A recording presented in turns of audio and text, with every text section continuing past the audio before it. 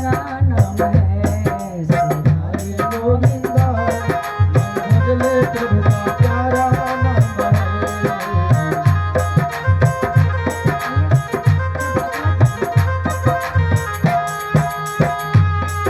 गोविंदा प्रभु का प्यारा नाम है, गोपाला हरि का प्यारा नाम है। गोविंदा हरि का प्यारा नाम है, गोपाला हरि का प्यारा नाम है। श्री राधे गोविंदा भजले हरि का प्यारा नाम है।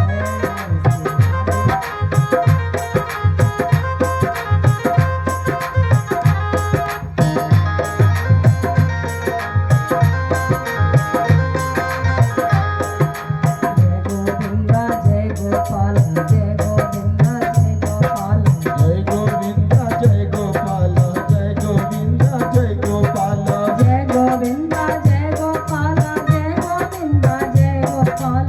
जय गोविंदा जय गोपाल जय गोविंदा जय गोपाल।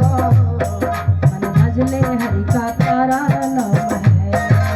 भजले हरि का प्यारा नाम है।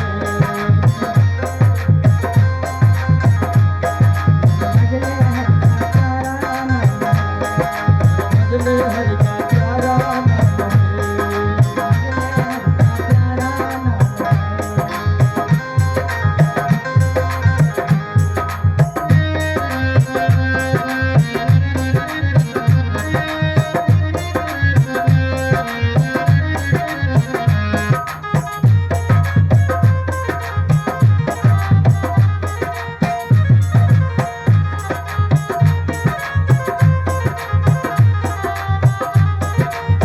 प्रेम से बोलिए श्री कृष्ण भगवान की जय हो। श्रीमद् भागवत महापुराण में सुखदेव जी ने सबसे पहला श्लोक भगवान की स्तुति में गाया है। क्या कहते हैं? सच्चिदानंद रूपाय विश्वोत्पत्त्यादि हेतवे तापत्रय विनाशाय कृष्णाय वयं नमः। भगवान का रूप कैसा है? सत्य है, चित्त है, आनंदमय है। आज जहां तक आपकी दृष्टि जा रही है, सब में परमात्मा व्याप्त है। भगवान सत्य रूप में सर्वत्र हैं। जहां सत्य है वही सत्य नारायण है। कहा महाराज, चिद अगर चिद ना हो तो संसार में आनंद नहीं आएगा। चिद का मतलब चंद्रमा में जो रोशनी प्रकाश भर दे, सूर्य में तपन भर दे, फूल में जो सुगंध भर दे,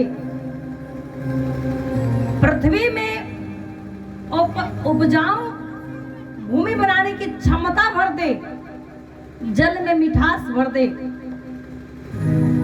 वही चिद है। और आनंद कहां, जहां तक दृष्टि जाए आनंद ही आनंद मिले।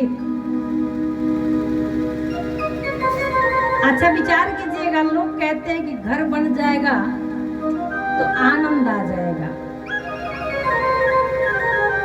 ठाकुर जी की कृपा से घर भी बन गया, कुछ दिन तो आनंद रहा, फिर मन में विचार आया कि टाइल्स लग जाता, पुट्टी हो जाता, रंग पेंट हो जाता और आनंद आ जाता। कुछ दिनों के बाद ठाकुर जी की कृपा से वह भी हो गया, मार्बल भी लग गया, टाइल्स भी लग गया, पुट्टी रंग पेंट भी हो गया। मन में विचार आया अगर एसी लग जाता तो, फ्रिज कूलर आ जाता तो, फर्नीचर सुंदर सुंदर लग जाता, दीवान बिछ जाता, डंलप लग जाता तो शायद सुख मिल जाता। ठाकुर जी ने कृपा कर दिया, वह भी आपने उपलब्ध कर लिया, सब कुछ घर में हो गया। कुछ दिन के बाद पुनः मन उदास। अगर एक चरपहिया गाड़ी घर के पास आकर लग जाती तो बाजार जाने में दिक्कत नहीं होती, आनंद आ जाता। 4 व्हीलर भी आ गया, दरवाजे पर लग गया। कुछ दिन के बाद वह भी आनंद चला गया। अब मन में आ रहा है कि देश विदेश घूम आते, बेटा डॉक्टर कलेक्टर इंजीनियर बन जाता तो सुख मिल जाता। जीवन पर्यंत हम सुख ही ढूंढते रह जाते हैं, लेकिन कभी सुख मिलता नहीं है। क्यों? क्योंकि अब बाहरी सुख है, परमात्मा तो अंदर बैठा है। आज जब तक अंतःकरण में सुख नहीं होगा तब तक आनंद की अनुभूति होने वाला नहीं है। भगवान तो आनंद सिंधु है। आनंद सिंधु का एक बिंदु भी मिल जाए तो जीवन आनंदमय हो जाए।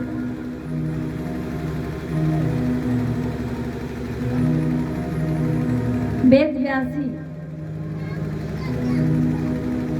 इस ग्रंथ का प्रतिपादन करते हैं और सुखदेव से गायन कर रहे हैं, भगवान का प्रार्थना करते हैं। ऐसे त्रिकाल बाधित त्रिताप को नाश करने वाले हमारे जीवन में 3 प्रकार का ताप है। दैहिक, दैविक, भौतिक तापा, राम राज काहू नहीं व्यापा।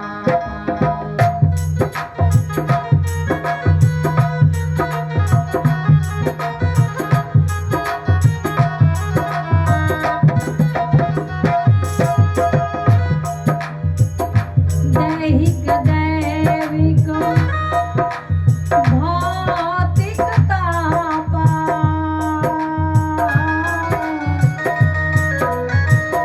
राम राज काहू नहीं व्यापा।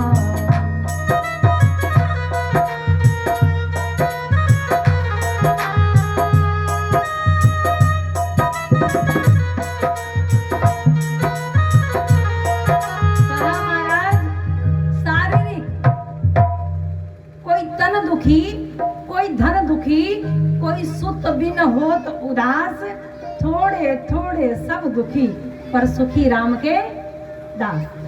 संसार में सुख किसके पास है? जो भगवान का शरणागत ले लिया, जो भगवान को समर्पण कर दिया, जो भगवान के मर्म को जान लिया, जो भगवान को पहचान लिया, उसी के पास आनंद है और किसी के पास आनंद नहीं है। इस दुख रूपी संसार में, संसार क्या है? दुखालय, जहां दुख ही दुख है। कोई सुखी देखकर बता दीजिए। हर किसी के पास कुछ ना कुछ दुख है, लेकिन सुखी कौन है भैया? का जो सब कुछ छोड़कर भगवान में लग गया, वही सुखी है। कहते ऐसे परमात्मा को जो दैहिक, दैविक, भौतिक त्रिताप का नाश करता हो, ऐसे परमात्मा को अर्थात राधा कृष्ण को मैं नमन करता हूँ, प्रणाम करता हूँ। उनके चरणों में वंदन करता हूँ, जुगल आराधना करते हैं। वयम नुमः, दोनों को प्रणाम करते हैं। देखिए,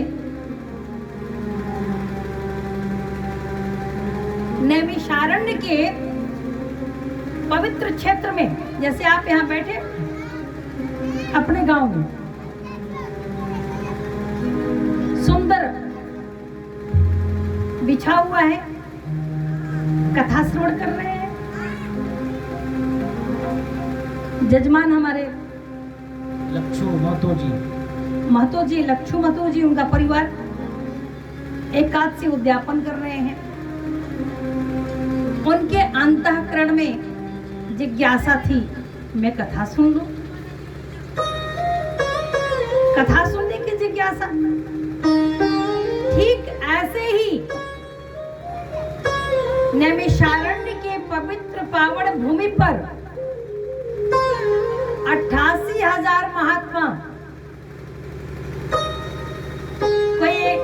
कोई 1000 साल का है, कोई 10,000 साल का है, किसी की बाल पक गई है, किसी के लंबे लंबे जटाएं हैं, और किसी के लंबे लंबे दाढ़ी है।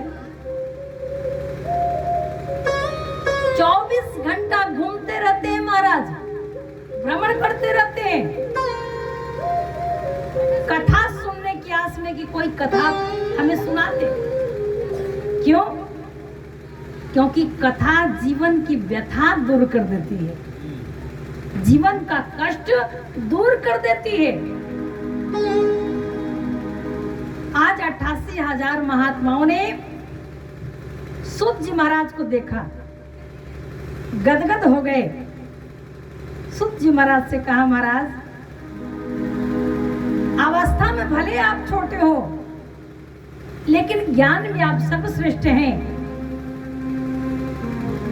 आप वेद व्यास जी के परम शिष्य हैं। कृपा करके कुछ ऐसी कथा सुनाइए कि जीवन से मरण और जीवन में आने जाने का जो चक्र है ना, जन्म होता है, फिर व्यक्ति मर जाता है, फिर जन्मता है, फिर मरता है, कभी दुख, कभी सुख, कभी जीवन में उतार, कभी चढ़ाव। इन सब कारणों से मुक्ति मिल जाए, मोक्ष मिल जाए। कोई सुंदर कथा सुनाइए। सूत जी महाराज ने कहा, महाराज कथा ही सुनना है, श्रीमद् भागवत महापुराण को सुनिए। क्यों? कथामृत रसा स्वाद सलह। इस कथा में बड़ा ही रस है,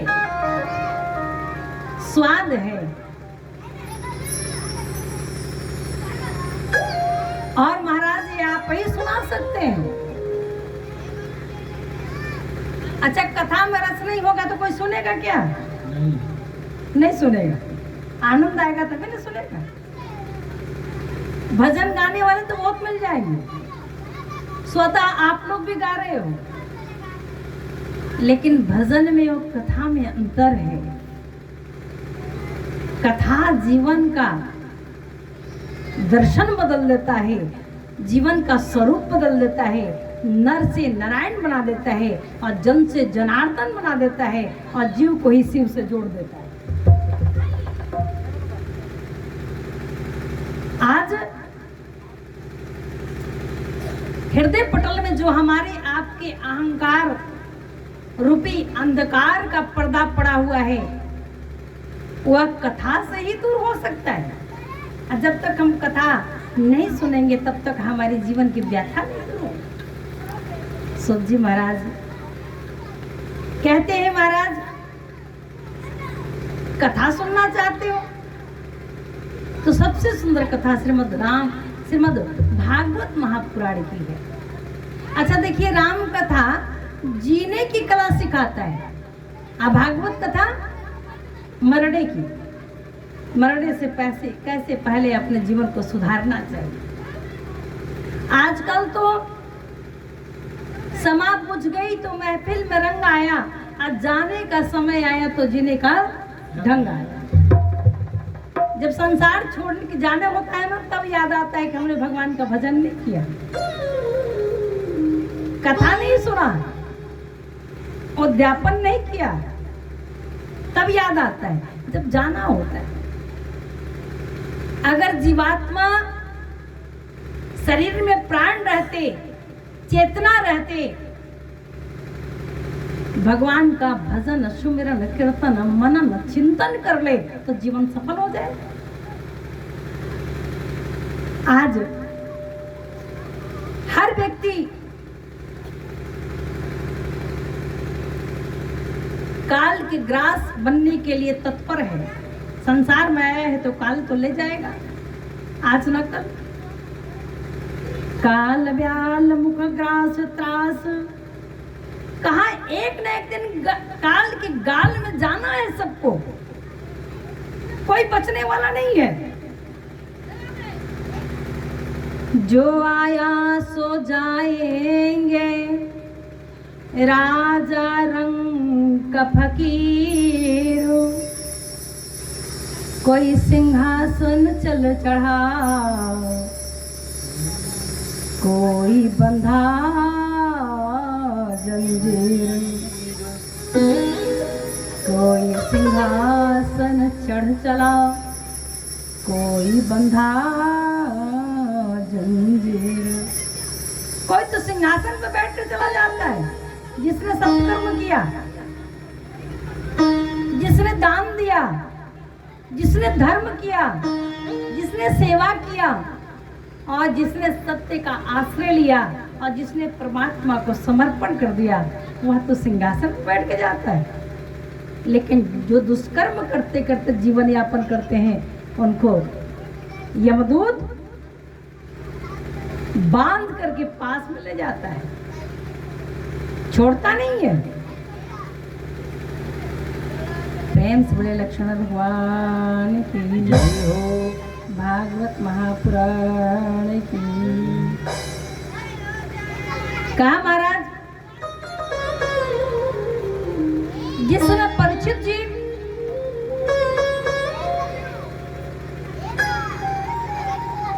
को पता चला कि मैं 7 दिन में मर जाऊंगा ना, 7 दिन में,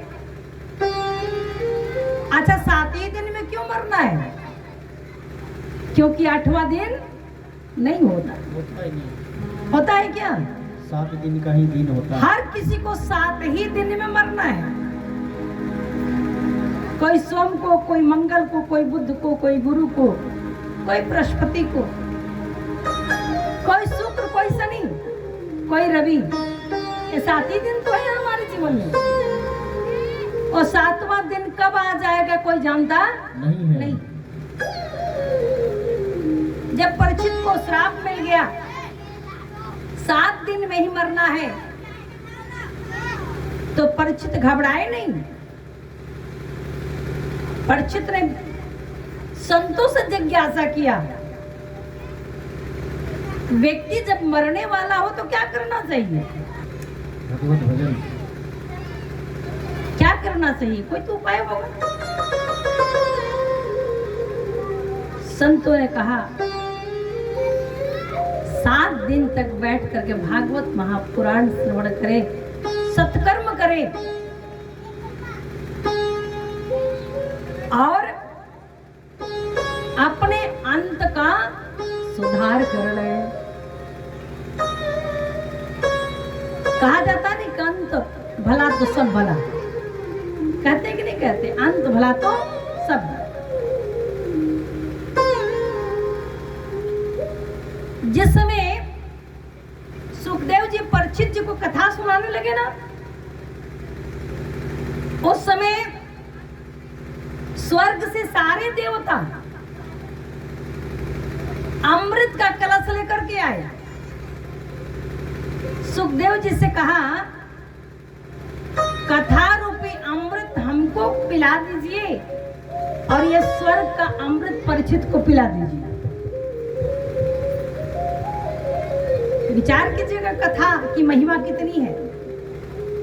कहा महाराज कथा रूपी अमृत हमें पिला दीजिए और ये स्वर्ग का जो अमृत है, जो स्वर्ग मंथन करके अमृत निकला है, उसको आप परीक्षित को पिला दीजिए। सुखदेव जी ने फटकार दिया, दुत्कार दिया, कहा नहीं चाहिए तुम्हारी कथा रूपी अमृत, नहीं चाहिए तुम्हारी स्वर्ग की अमृत।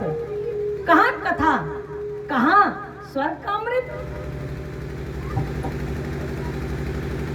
अरे कथा जो है वह मणि है, मणि। स्वर्ग का अमृत है वह कांच के समान है, नहीं चाहिए। देवता भागते भागते ब्रह्मा जी के पास गए। देवताओं ने कहा महाराज, सुखदेव जी महाराज को हमने कहा स्वर्ग का अमृत परीक्षित को पिला दीजिए और कथा रूपी अमृत हमें पिला दीजिए। तो सुखदेव जी ने फटकार दिया, दुत्कार दिया, आखिर ये स्वर्ग का अमृत से कथा अमृत बड़ा कैसे, इसकी महिमा अधिक कैसे? ब्रह्मा जी ने कहा कि चिंता मत करो, तराजू मंगा करके मैं तौल कर देखता हूं और 7 दिन कथा हो जाने दो, अपने आप पता चल जाएगा कि कथा की महिमा क्या है। क्वा कथा क्वा सुधा क्वा कथा लोके क्वा कांचः क्वा मणिर्महान। ये कथा क्या है, यह अमृत क्या है और कौन कांच है, कौन मणि है? ये दूध का दूध, पानी का पानी हो जाएगा, समझ में आ जाएगा। कथा शुरू हुई। परीक्षित जैसा श्रोता होना चाहिए। आजकल के श्रोता कैसे, भजन गाइए तो खूब झूमेंगे, खूब नाचेंगे, खूब मस्ती, बहुत अच्छा व्यास है, भजन सुना रहा है। लेकिन जहां कथा सुनाने लगे तहां जमाई जाने लगेगा। जहां कथा सिर्फ सुनाइएगा वहीं पर मन उबने लगेगा। क्यों? क्योंकि कथा सुनने से मन सुधर जाएगा, भगवान में लग जाएगा। इसलिए निद्रा महारानी कहती है हम किसी को कथा सुनने ही नहीं देंगे। हाँ, प्रेम से बोलिए लक्ष्मण भगवान की, भागवत महापुराण की जय हो। राधा ढूंढ रही किसी ने मेरा श्याम देखा, राधा ढूंढ रहे किसी ने मेरा श्याम देखा।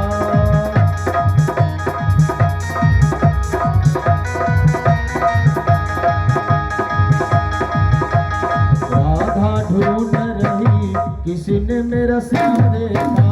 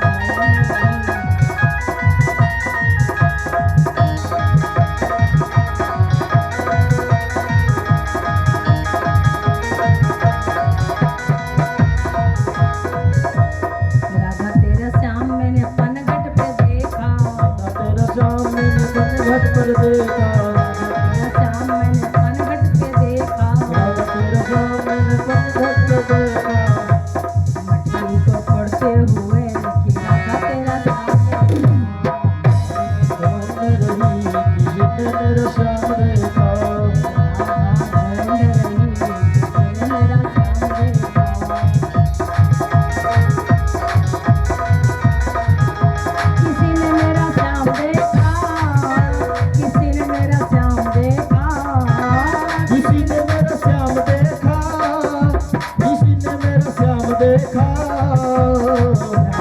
ढूंढ रही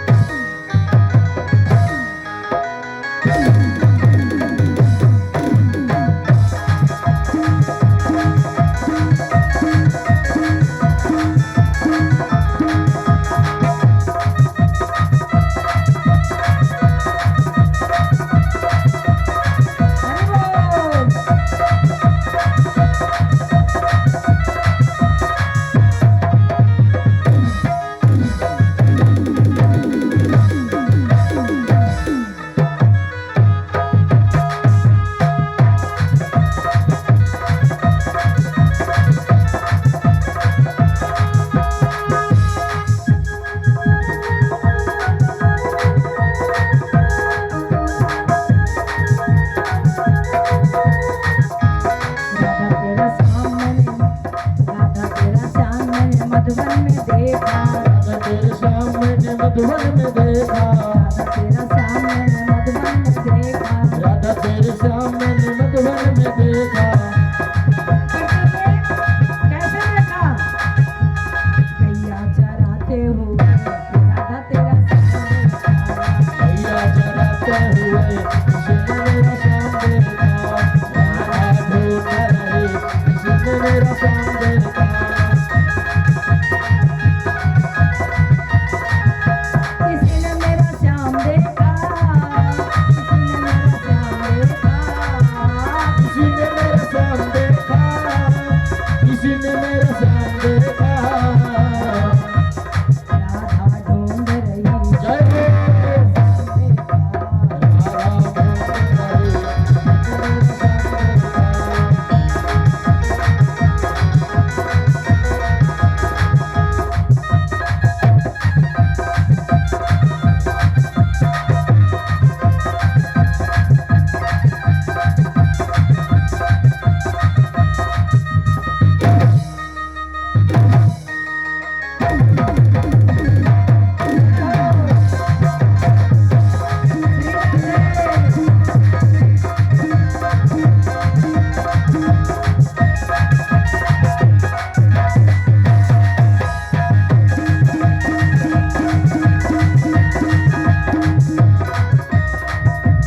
राधा तेरा श्याम मैंने ग्वालों संग देखा। राधा तेरे श्याम मैंने ग्वालों में देखा। श्याम मैंने ग्वालों संग देखा। राधा तेरे श्याम मैंने ग्वालों से देखा। चुराते हुए राधा तेरा संग देखा।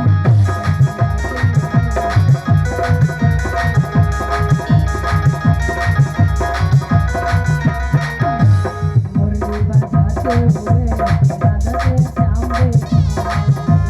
जाते हुए राधा तेरा श्याम देखा। राधा ढूंढ रही किसी ने मेरा श्याम देखा।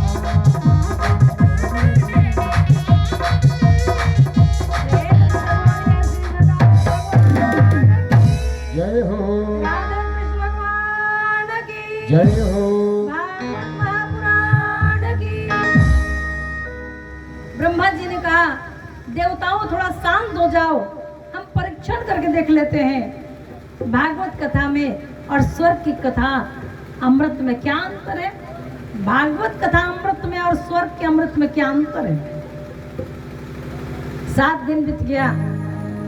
परीक्षित जी निष्ठा के साथ बैठकर कथा सुनते रहे। सुखदेव जी महाराज ने कहा, थोड़ा सा जल तो पी लो। परीक्षित जी ने कहा, इतना रस आ रहा है कि मुझे जल और फल की आवश्यकता नहीं है। 7वें दिन कथा की पूर्णाहुति हुई ना, विमान आया और परीक्षित जी बैठकर विमान पर चले गए। प्रेम से बोले भागवत महापुराण की। तब ब्रह्मा जी को आश्चर्य हुआ। ब्रह्मा जी ने कहा, ये तो मोक्षदायिनी कथा है, जो जीते जी जीवन में मोक्ष दिला दे, वैराग उत्पन्न कर दे, मोक्ष की प्राप्ति करा दे, वही श्रीमद् भागवत कथा है। अच्छा, संसार में आप पुण्य करेंगे तो कहाँ मिलेगा? क्या मिलेगा? स्वर्ग। कहते हैं ना कि हम पुण्य करेंगे तो स्वर्ग में जाएंगे। कोई मर जाए तो क्या कहते हैं? स्वर्गीय स्वर्गीय कहते हैं, स्वर्ग चले गए, अर्थात स्वर्ग चले गए। कोई नरकीय कहता है क्या? नहीं कहता। स्वर्ग की ही कल्पना की जाती है। कहा स्वर्गीय हो गए। कोई भी क्रियाकलाप अगर बढ़िया करते हैं, पुण्य करते हैं, सत्कर्म करते हैं, दान करते हैं, सेवा करते हैं, तीर्थ करते हैं, सुमिरन भजन कीर्तन करते हैं, तो क्या मिलता है? स्वर्ग। अब कब तक मिलता है? जैसे बैंक में आपने जितना पैसा जमा किया उतना ही तो निकाल पाएंगे। जितना जमा किया उतना ही निकलेगा, उससे एक पैसा ना बेसी निकलेगा ना एक पैसा कम। और जब रोज निकालिएगा तो धीरे धीरे बैंक बैलेंस खत्म हो जाएगा कि नहीं? और जब बैंक बैलेंस खत्म हो जाएगा तो बैंक वाले के पास आप जाइएगा तो देगा क्या? नहीं मानिएगा तो धक्का मार के निकाल देगा। नहीं मानिएगा तो लोन दे देगा, निकाल देगा ना भैया।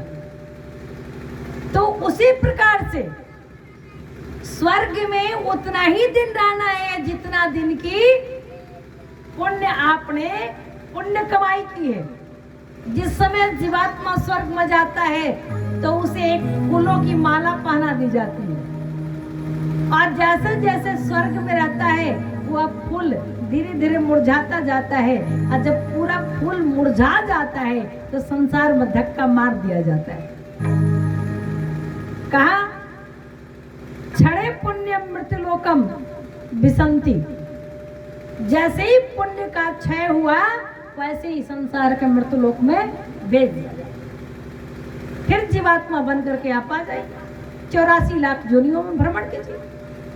लेकिन कथा रूपी अमृत जितना पिएंगे उतना ही बढ़ते जाएगा, बढ़ते जाएगा, बढ़ते जाएगा, घटने का नाम नहीं लेता है। और जिसने भी कथा अमृत पे लिया उसे भगवान के चरणों की प्राप्ति हो जाती है, वह तो परमात्मा का स्वरूप हो जाता है, उसे दोबारा जन्म लेने की आवश्यकता नहीं पड़ती।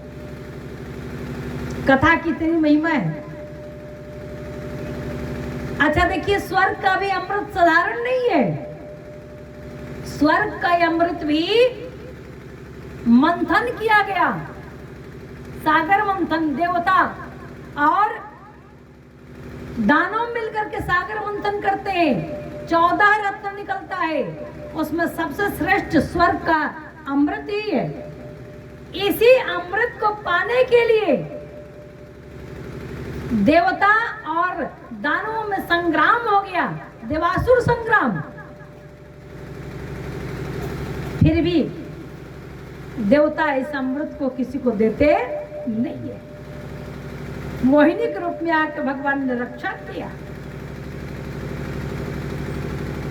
एक बार गरुड़ जी महाराज को जरूरत पड़ी थी, महाभारत में कथा आती है, माता विनीता की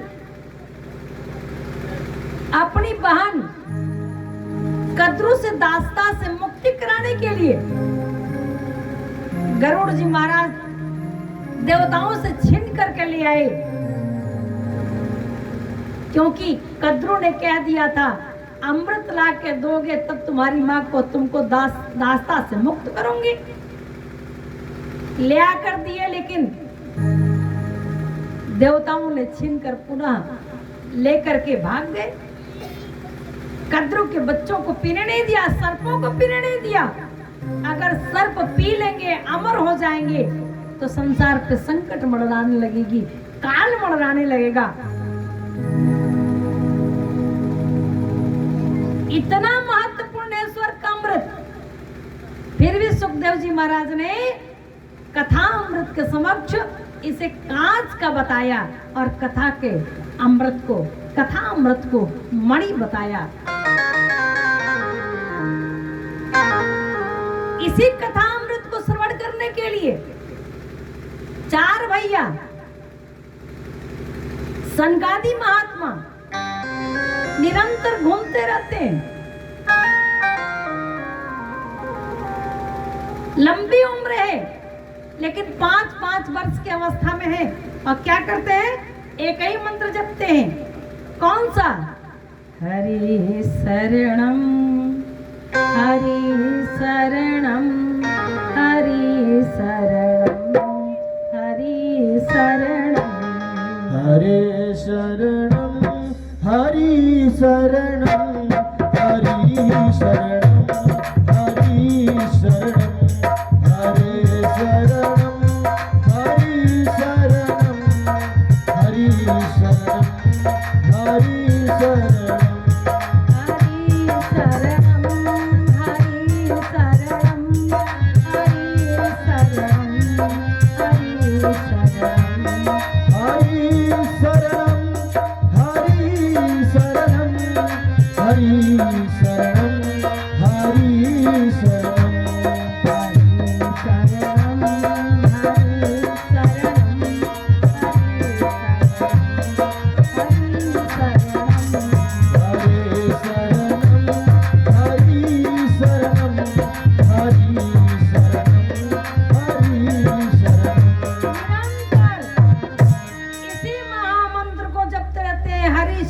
हरि शरणम हरि शरणम। और एक ही जिज्ञासा है, एक ही प्यास है कि भगवान का कथा रूपी अमृत मिल जाए। कोई नहीं मिलता ना तो 3 भाई श्रोता बन जाते हैं, 1 भाई वक्ता बन जाता है और आपस में ही कथा कहने लगते हैं। यही नशा नारद जी को भी हो। नारद जी भी निरंतर श्रीमन नारायण नारायण नारायण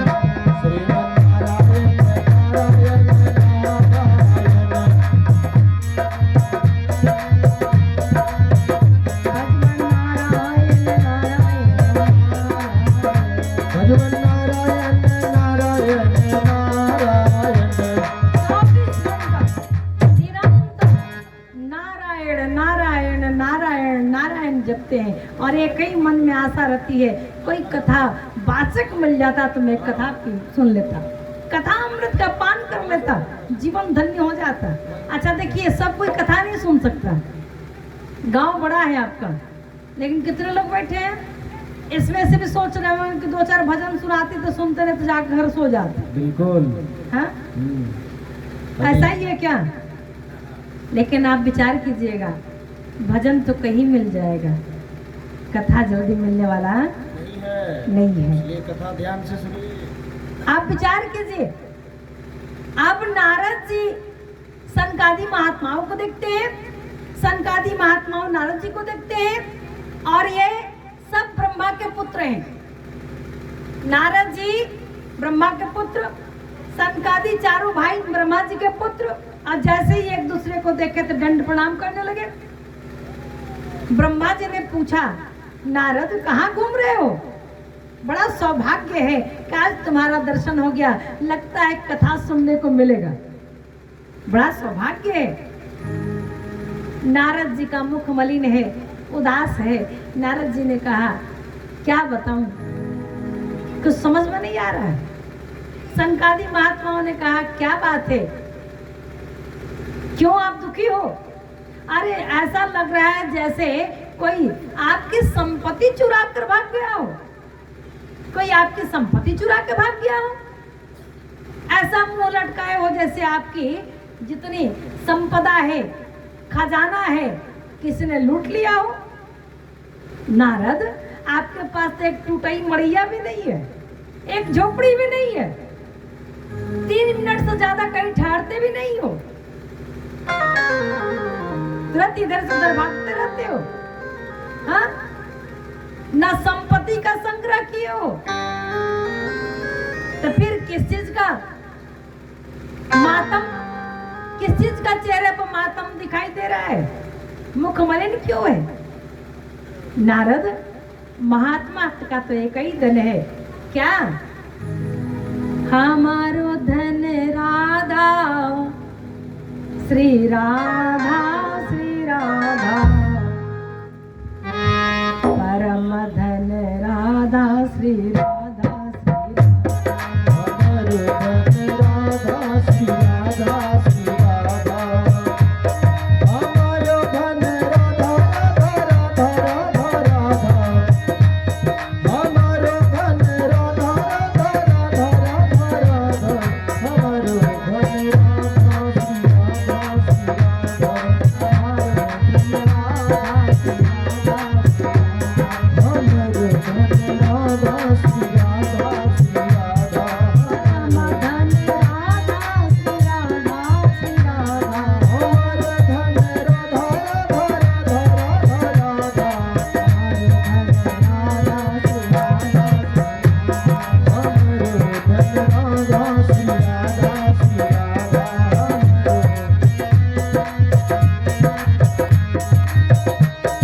अमर धन राधा राधा राधा राधा अमर धन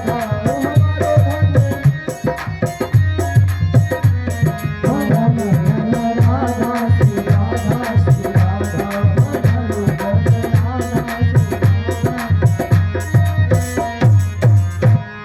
संतों का धन, भक्तों का तो धन भगवान का नाम ही है, उससे बड़ा कोई खजाना नहीं है और उसको कोई चोर चुरा नहीं सकता, कोई छीन नहीं सकता। ये तो बड़ा खजाना है। तभी तो संत कहते हैं पायो जी मैंने राम रतन धन पायो पायो जी मैंने राम रतन धन पायो पायो जी मैंने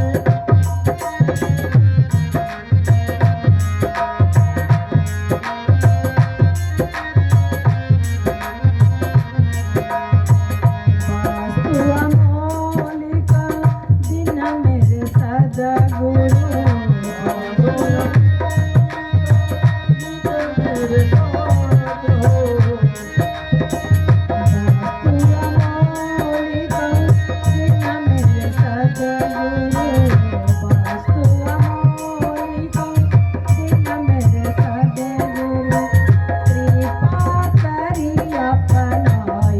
पायो जी मैंने राम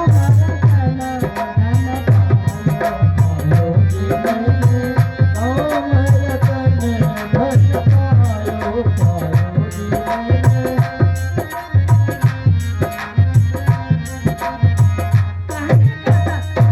कहने का तात्पर्य मात्र इतना है कि सच्चा धन क्या है? भगवान का नाम। कलयुग केवल नाम आधारा, सुमिर सुमिर नर उतरहि पारा। कहा अगर कुछ सच्चा धन है हमारे आपके पास, संतों के पास, तो भगवान का नाम है। नाम से बड़ा कोई धन नहीं है। जिसने नाम महाराज का शरणागत ले लिया उसका जीवन धन्य हो गया।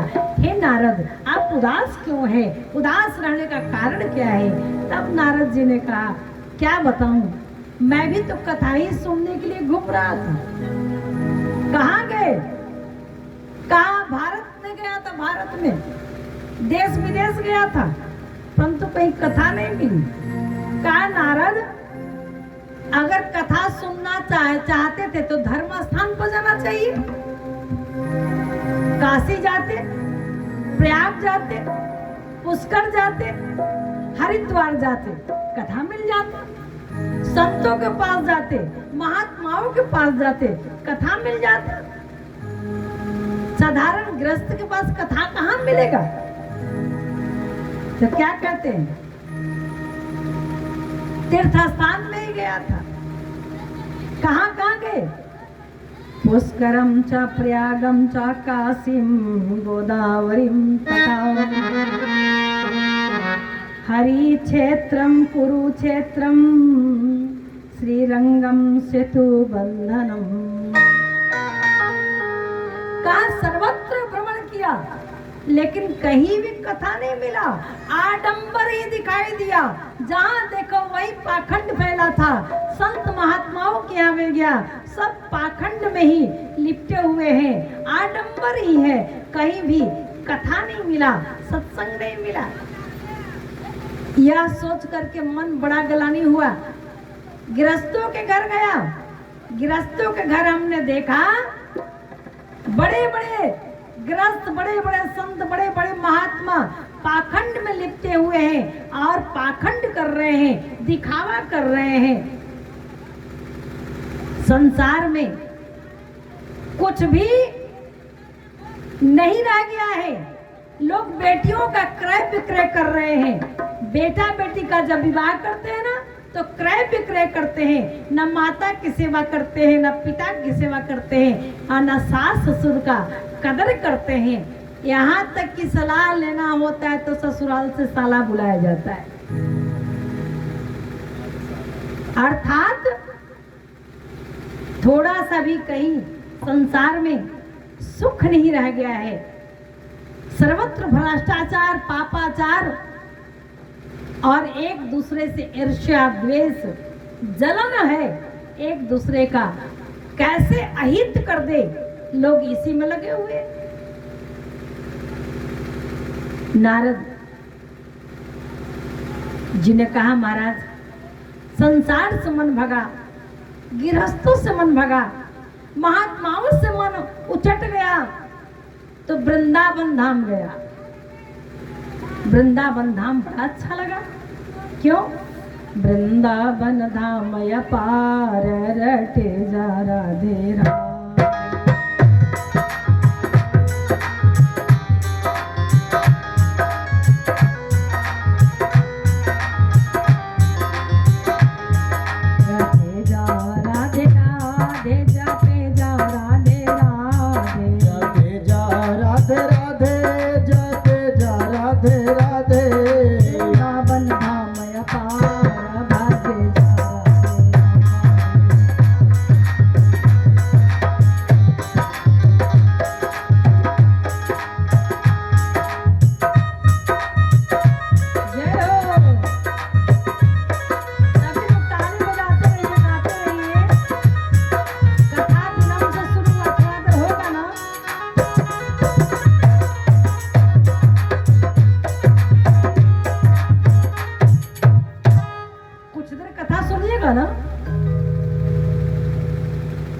समझ में आ रही है ना हमारी बात?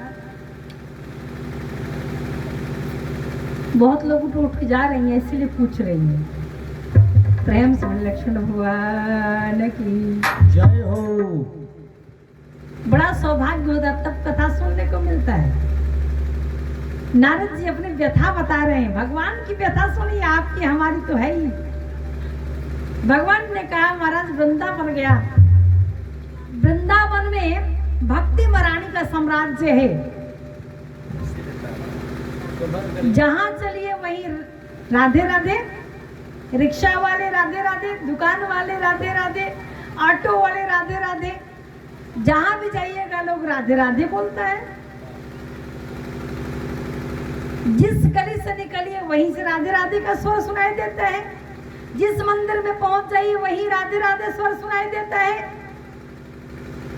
कहा वृंदावन में आनंद तो आया, लेकिन तभी हमने क्या देखा? एक नारी युवती विलाप कर रही थी, बड़ी विकल होकर, व्याकुल होकर रुदन कर रही थी। उसके इर्द गिर्द कई युवतियां, महिलाएं पंखा झेल रही थी, पानी पिला रही थी, आश्वासन दे रही थी। अब बगल में ही दो वृद्ध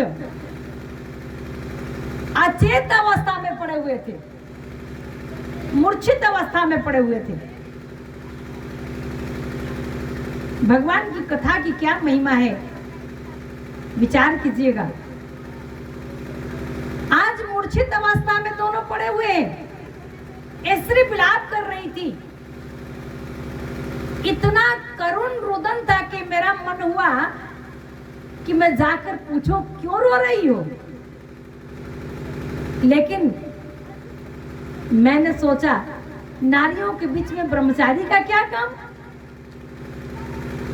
इसलिए मैं वहां गया नहीं। जैसे ही मैं आगे बढ़ा तो वह स्त्री मुझे देख ली, और जैसे ही मुझे देखी तो तुरंत भर में टोक दिया, रोक लिया। भो भो साधो क्षणं तिष्ठ, भो भो साधो क्षणं तिष्ठ, मचिन्त्यामपि नाशनम्। हे महात्मा जी, हे नारद जी, रुकिए रुकिए रुकिए, क्षण भर तो रुकिए, मुझे चिंता से मुक्त कीजिए। कहाँ जा रहे हैं? क्षण भर रुकिए। प्रेम से लक्षण हुआ कि आप लोग को तो मैं जबरदस्ती नहीं रोक सकती, जिसको जाना होगा उसे कोई कौन रोक सकता है कि नहीं? आए हो से जाएंगे। विचार कीजिए, यहाँ सब नहीं आता है। यही सरयावत बड़ी कठिनाई,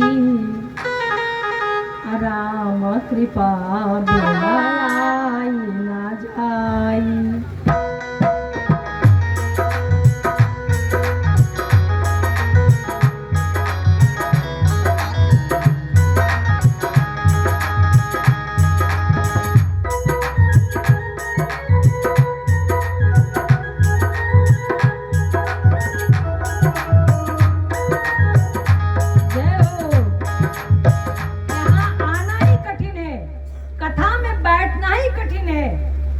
जो बैठ गया सुन लिया तो समझिए परम सौभाग्य है। सब कुछ आप जागरण सुन लेंगी, नाटक नौटंकी देख लेंगी, घंटन बैठ के प्रपंच एक दूसरे का शिकायत कर लेंगी, लेकिन कथा सुनना होगा ना तो पैर दुखने लगेगा, जमाई आने लगेगी, नींद आने लगेगा और घर याद आने लगेगा। हाँ, कथा में मन नहीं लगता। क्यों नहीं लगता? अगर लग जाए तो जीवन का कष्ट दूर हो जाएगा, संकट दूर हो जाएगा। नारद जी यही तो बता रहे हैं, महात्मा यही तो चर्चा चल रही है। सारा संसार घुमाया, किस कहीं भी कथा नहीं मिली, ना सुनने वाला मिला ना सुनाने वाला मिला।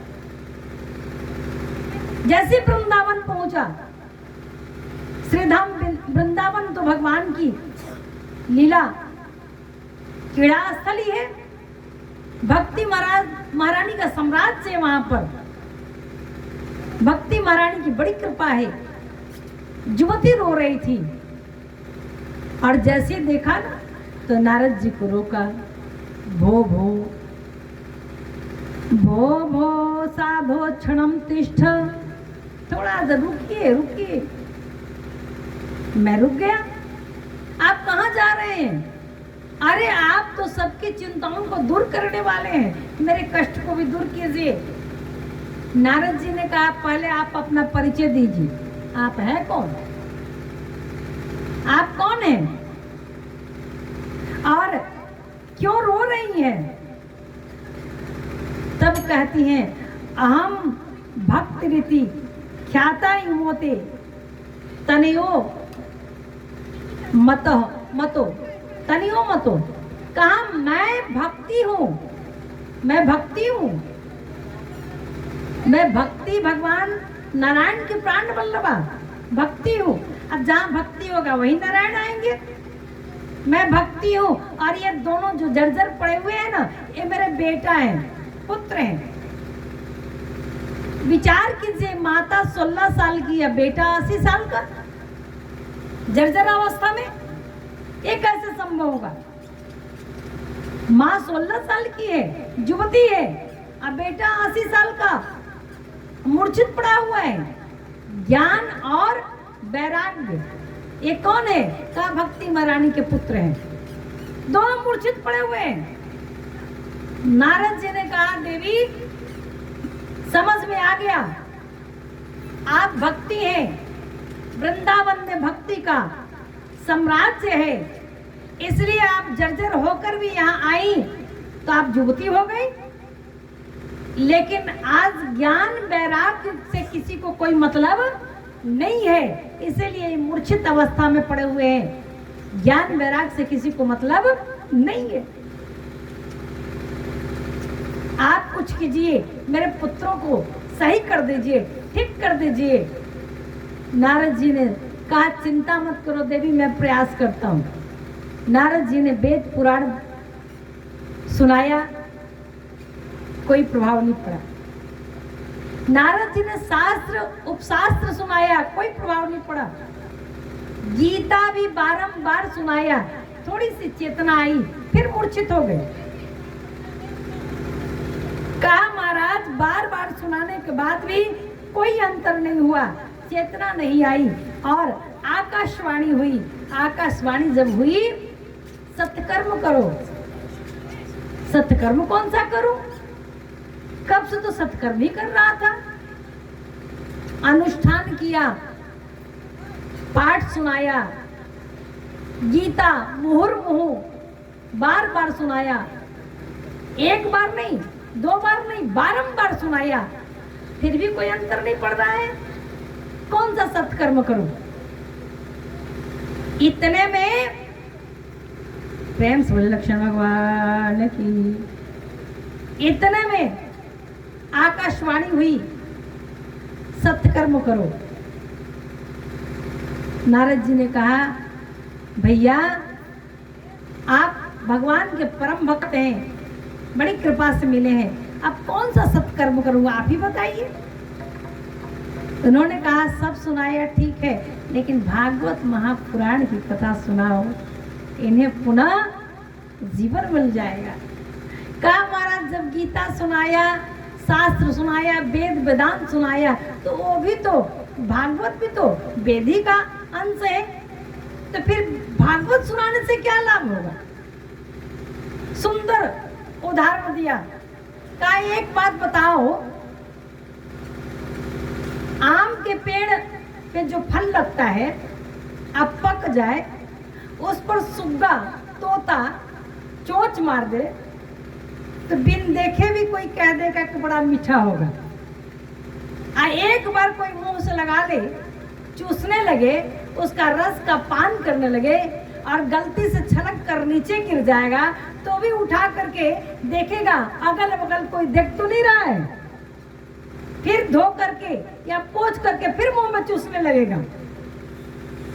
लेकिन हम कहें कि आम के वृक्ष का फल इतना मीठा है, तो आम का वृक्ष भी मीठा होगा, उसका तना भी मीठा होगा, उसकी पत्तियां भी मीठी होगी।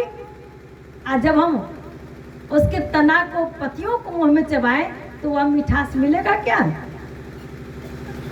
मिलेगा? नहीं मिलेगा। का ठीक इसी प्रकार से वेद वेदांत का सार तत्व है भागवत महापुराण। जैसे आम का रस है, रस में मिठास है, वही रस भागवत महापुराण में है, और जिसने भी सुना उसका जीवन सरस हो गया, उसका जीवन मंगलमय हो गया। का तो फिर कहाँ कथा सुनाया जाए? कहे बद्रीनाथ में तो ठीक रहता, लेकिन बद्रीनाथ में सब महात्मा पहुंच नहीं पाएंगे। हरिद्वार को चुना, हरि का द्वार है, सर्वत्र महात्मा संत गृहस्थ सब लोग आ जाएंगे, और सुंदर बालू की वेदिका बनी, उसी वेदिका पर चारों भाई बैठ गए, भागवत महापुराण का गायन करने लगे। भक्ति महारानी भी अपने पुत्रों के साथ बैठ गई, नारद बाबा बैठ गए, सभी लोग बैठ गए, और कथा प्रारंभ हुआ। जैसे ही कथा भागवत महापुराण का महात्मा हुआ, महात्मा सुनकर ही ज्ञान वैराग्य बिल्कुल चैतन्य अवस्था में लौट आए, और भक्ति महारानी नाचने लगी अपने पुत्रों को देख करके। और जैसी भक्ति महारानी नाचने लगी, नाचते नाचते सनकादि महात्माओं से निवेदन करने लगी, प्रभु अब तो मैं पूरी कथा सुनना चाहती हूँ, प्रेम से बोले भक्ति ज्ञान वैराग्य की भागवत महात्मा की। पूछा प्रभु कहाँ बैठ जाऊं, कहाँ बैठ के कथा सुनूं?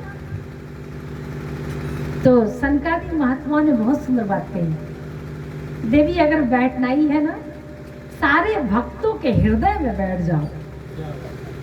सारे भक्तों के हृदय में बैठ जाओगी ना, तो नारायण अपने आप, जहां भक्ति वही भगवान, जहाँ आप बैठ गए सबके हृदय में तो भगवान प्रवेश कर जाएंगे और फिर कथा सफल हो जाएगी। इसलिए सबके हृदय में बैठ हृदयस्थ हो जाओ।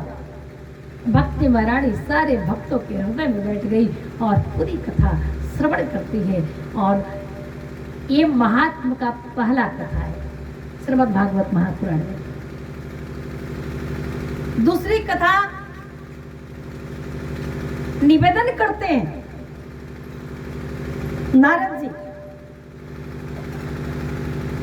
नारद जी की कथा आपने तो सुनाई, सनत कुमार की कथा तो सुनाई। सूत जी महाराज, सनकादि महात्माओं ने कहा क्या ऐसा भी कोई था? ये तो महात्मा है, ये भक्ति है, ये तो ज्ञान वैराग है, इनका कल्याण हो गया। लेकिन जो पतित होगा, पापी होगा, दिन रात जो पाप कर रहा होगा, क्या उसका भी कल्याण हो जाएगा? क्या उसकी भी मुक्ति हो जाएगी भागवत कथा से? नारद जी ने कहा बिल्कुल हो जाएगी। एक इतिहास बताता हूं, एक इतिहास ध्यान से सुनना, बताता हूं। क्या कहा? एक आत्मदेव नामक ब्राह्मण था।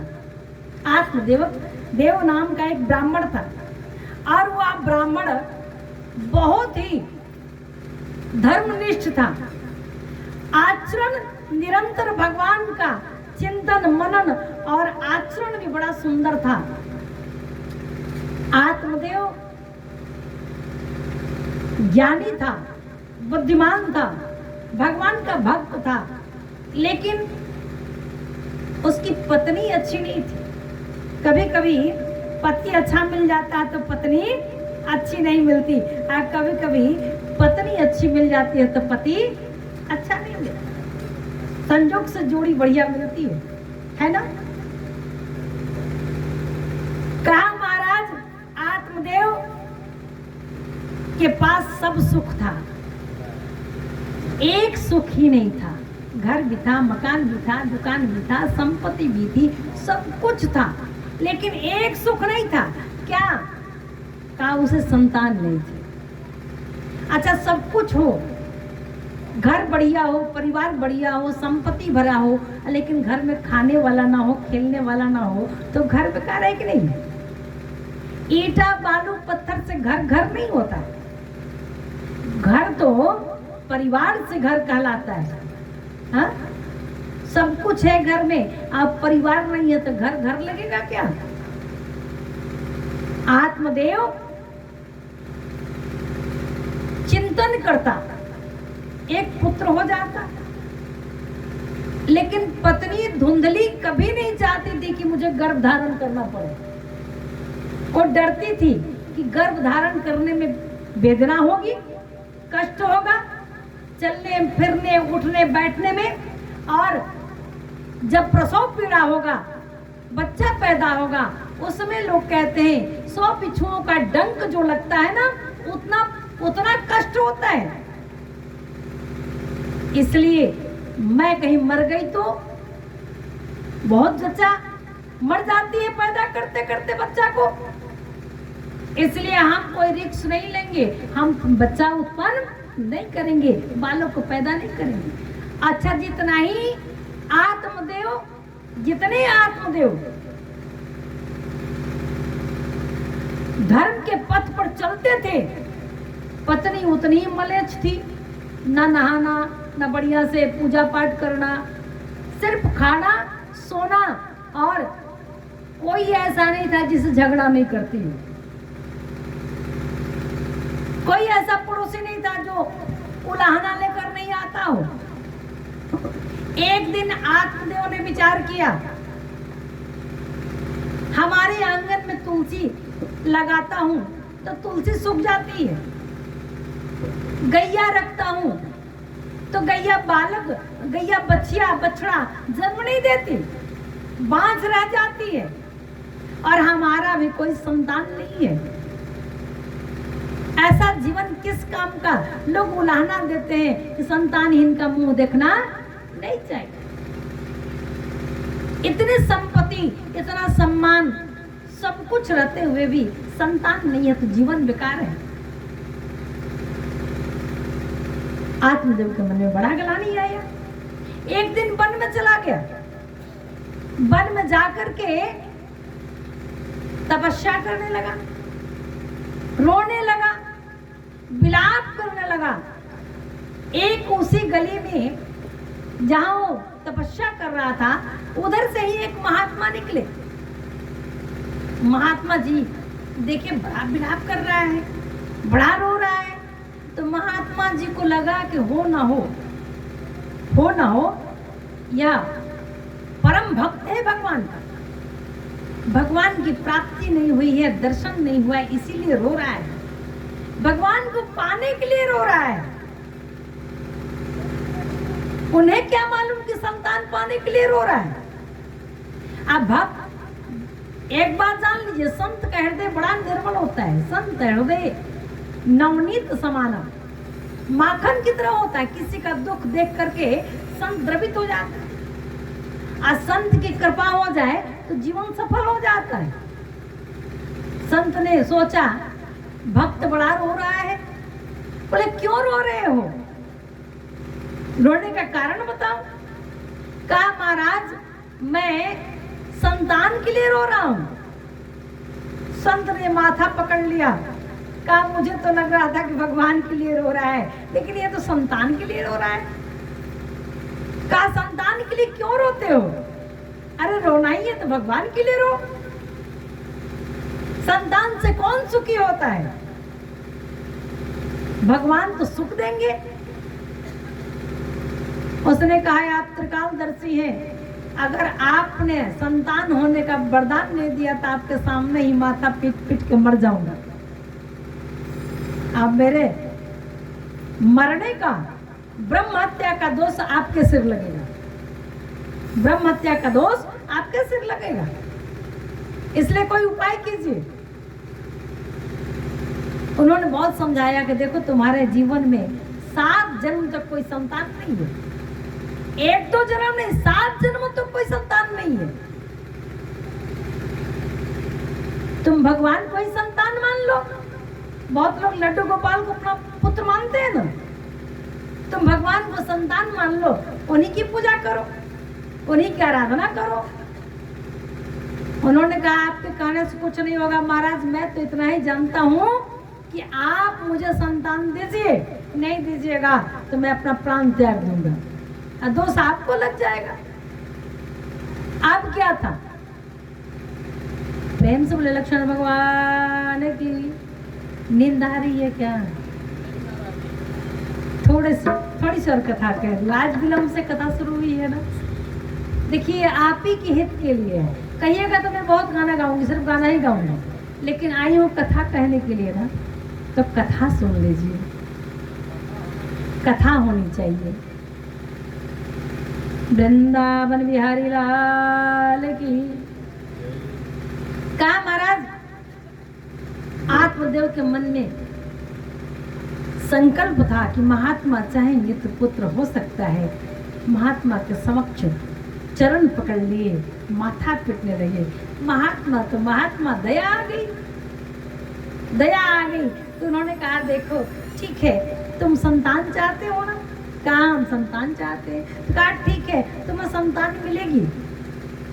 एक फल दिया, एक फल दिया, कहा ये फल ले जाकर के पत्नी को दे देना, पत्नी खा लेगी, संतान हो जाएगा।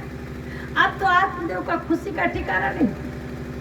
आत्मदेव प्रसन्न चित्त होकर के खुश होते हुए घर आए, धुंधली को बुलाया। सुनती हो जी? धुंधली ने कहा कहिए। कहा महात्मा जी ने फल दिया है, अगर खा लोगी तो हमारा भी घर में एक खेलने वाला संतान आ जाएगा, हमारे घर में भी, हम भी पिता बन जाएंगे, तुम माता बन जाओगे। धुंधले ने कहा कि चुप रहिए, फल खाने से किसी को बेटा आज तक हुआ है क्या कि मुझे बेटा होगा? आप तो बावले हो गए हैं, पागल हो गए हैं, कोई भी आपको मूर्ख बना देता है। अरे फल खाने से कहीं बेटा होता है? लेकिन आत्मदेव संत है। आत्मदेव ने कहा सुनो ना, संत का दिया प्रसाद है, त्रिकालदर्शी संत हैं, उन्होंने कहा है कि बड़ा सुंदर पुत्र होगा, ज्ञानी होगा, महात्मा होगा। धुंधली ने सोचा ये मानेंगे नहीं खिलाए बिना। धुंधली ने कहा ऐसा है कि आप मुझे फल दे दीजिए, मैं नहा धोआ करके प्रेम से पाऊंगी। अरे प्रसाद है ना, ऐसे कैसे पालू, नहा ही नहीं हूं। और जानते हैं धुंधली अभी विचार ही कर रही थी, खाऊं ना खाऊं, खाऊंगी तो गर्भवती हो जाऊंगी, कहीं गर्भवती हो गई तो फिर पीड़ा बढ़ जाएगी, पुत्र को पैदा करना पड़ेगा, और कई प्राण निकल गए तो मन में अच्छा ख्याल नहीं आ रहा है। तभी उसकी बहन आ गई। बहन ने कहा क्या हुआ, क्या सोच रही हो? उसने कहा देखो तुम्हारे जीजा एक फल लाए हैं, कहते हैं इस फल को खाने से पुत्र हो जाएगा। अब मैं पुत्र को जन्म देना नहीं चाहती। कहीं फल से भी कहीं बेटा होता है, फल खाने से कहीं बेटा होता है। का एक काम करो, मैं गर्भवती हूँ, तुम्हें संतान चाहिए, मुझे धन चाहिए, तो मुझे धन दे दो, मैं अपना संतान जो गर्भ में पल रहा तुम्हें दे दूंगी। और इस फल का क्या करे, का परीक्षण हो जाएगा। तुम्हारे घर में गैया है ना, गैया, ये फल गैया मैया को खिला दो। अगर महात्मा के वरदान में ये फल में वरदान होगा तो गैया भी बालक पैदा करेगी, गैया को भी बच्चा हो जाएगा,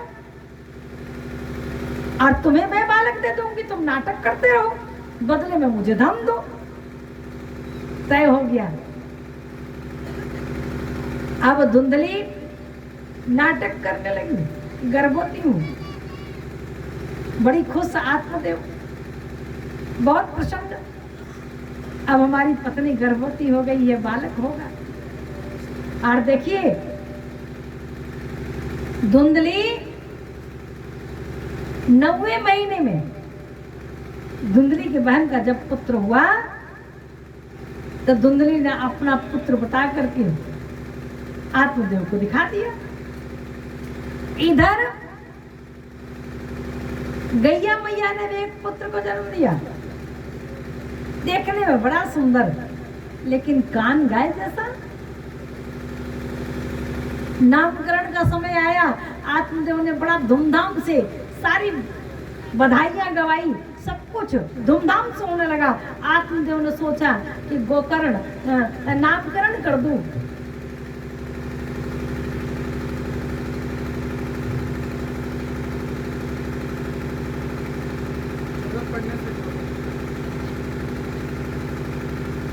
आत्मदेव ने सोचा नामकरण कर दूं। नामकरण करने की बारी आई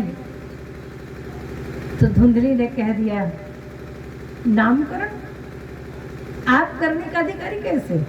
9 महीना पेट में मैंने रखा, कष्ट मैंने सहा, इसलिए ये मेरा पुत्र है तो मैं इसका नाम अपने नाम पर रखूंगी। मेरा नाम धुंधली, इसका नाम धुंधकारी होगा।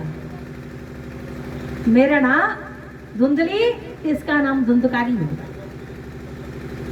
जिसका कान गाय जैसा है, आत्मदेव ने उसका नाम गोकर्ण रखा।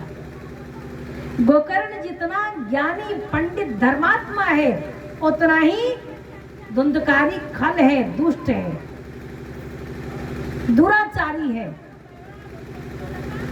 लाड़ प्यार में बिगड़ गया है, देखते देखते इतना दुराचारी हो गया, जुआ शराब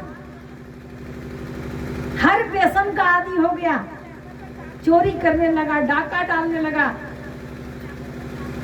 बाप दुखी हो गए, आत्मदेव दुखी हो गए। इससे तो अच्छा था कि संतान नहीं थी। अगर औलाद हो बढ़िया ना हो तो भी दुख, औलाद ना हो तो भी दुख। आज बड़ी दुखी है, इतना दुखी हो गए कि विचार किया इससे अच्छा तो औलाद नहीं था। हमारी कीर्ति, हमारी प्रतिष्ठा, हमारे नाम को कलंकित कर दिया। इससे अच्छा था कि हम बिना औलाद के थे। समय पाकर के गोकर्ण चले गए तपस्या करने के लिए, और तपस्या करके जब लौटे ना तो पिता को बड़ा व्यथित देखा। पिताजी से कहा, पिताजी आप किसकी चिंता करते हैं? आत्महत्या करना चाहते हैं? अरे करना ही है तो भगवान का चिंतन कीजिए, भगवान का पूजन कीजिए। ये अस्थि हाड़ मांस का देह है, इसमें कुछ है नहीं, आज न कल छूट ही जाएगा। इसलिए संसार को भूल जाइए। यहाँ ना अपना बेटा है, न बेटी है, न पति है, न पत्नी है, न माँ है, न बाप है। संसार में कोई किसी का नहीं है, परमात्मा के अलावा कोई किसी का नहीं है। अगर कुछ करना ही है तो भगवान का सुमिरन कीजिए। बात समझ में आ गई। आत्मदेव चले गए तपस्या करने के लिए और भगवान की तपस्या करते हुए गति को प्राप्त किए। इधर धुंधली घर में थी। एक दिन धुंधकारी ने कहा, माँ गहने दो, नहीं तो इसी चूल्हे की लकड़ी, जलती हुई लकड़ी से जला दूंगा, मार डालूंगा। और डर के मारे आगे बढ़ी। आंगन में कुआं था, वहीं कुआं में गिर करके धुंधली मर जाती है, डूब जाती है। अब तो आत्मदेव चले गए, धुंधली मर गई, गोकर्ण भी चले गए। इधर धुंधकारी का अत्याचार, पापाचार, दुराचार बढ़ गया। 5 वेश्याओं को लाकर के घर में रख लिया और देखिए निरंतर चोरी, डाका, दारू, शराब पीने लगा। जब तक पिता का पैसा था तब तक अय्यासी को लुटाया। उसके बाद में एक दिन राजा घर चोरी कर लिया। वेश्याओं ने सोचा माल बहुत लेके आया,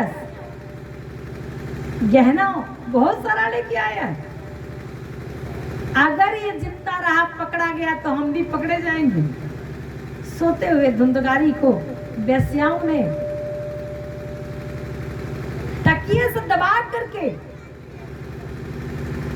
मुंह दबा करके मार डाला और ऊपर से जलते हुए राख, जलती हुई अंगारी को भी रख दिया, उसी आंगन में गाड़ दिया और अपने गहना लेकर चली गई। गोकर्ण को पता चला तो गया श्राद्ध किए। गया श्राद्ध करने के बाद में गोकर्ण जब आए ना, आंगन में खटिया बिछा करके सो गए। इसी आंगन में बचपन बीता है। माता जी थी, पिताजी थे, भैया था।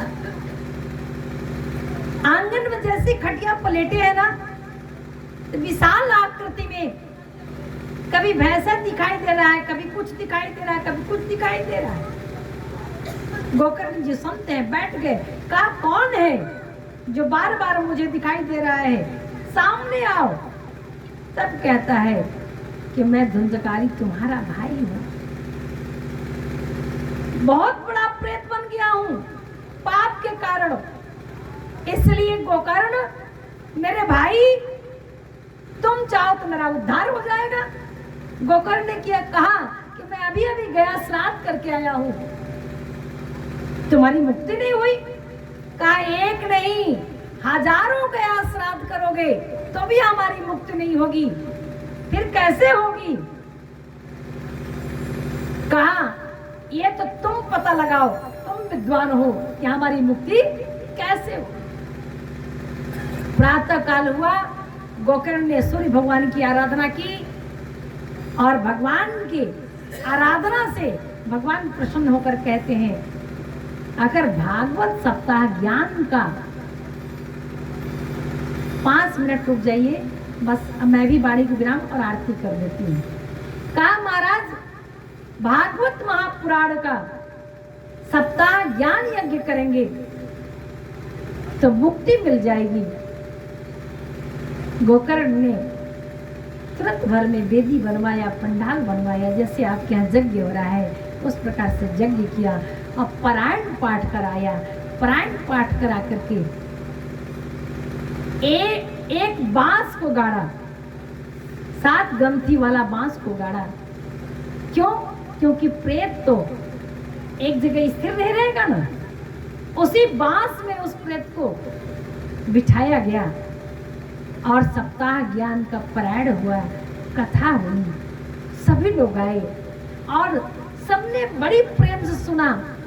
लेकिन धुंधकारी बांस में बैठा बैठा ना इतनी निष्ठा से कथा सुना, इतनी निष्ठा से कथा सुना कि जैसे ही 7वां दिन हुआ तो धुंधकारी के लिए विमान आया और धुंधकारी विमान में बैठ करके परम धाम को चला गया। लेकिन जितने लोग वहां थे ना, उनकी गति नहीं हुई। सबने कहा कि एक प्रेत होकर के परम गति को प्राप्त कर लिया और हमारी क्यों नहीं हुई? कहा इसलिए कि धुंधकारी ने मन बुद्धि चित्त को स्थिर कर लिया था और स्थिर होकर के भगवान की कथा सुनी थी, मनन किया था, चिंतन किया था, निष्ठा थी, श्रद्धा थी, मुक्ति मिल गई, मोक्ष हो गया। विमान का मतलब क्या हुआ? अभिमान निकल जाए मन से तो विमान आ जाता है। तो जिस दिन अभिमान नहीं निकले तो लाभ कथा सुन लीजिए, कोई फायदा होने वाला नहीं। पुनः दोबारा कथा कहा गया।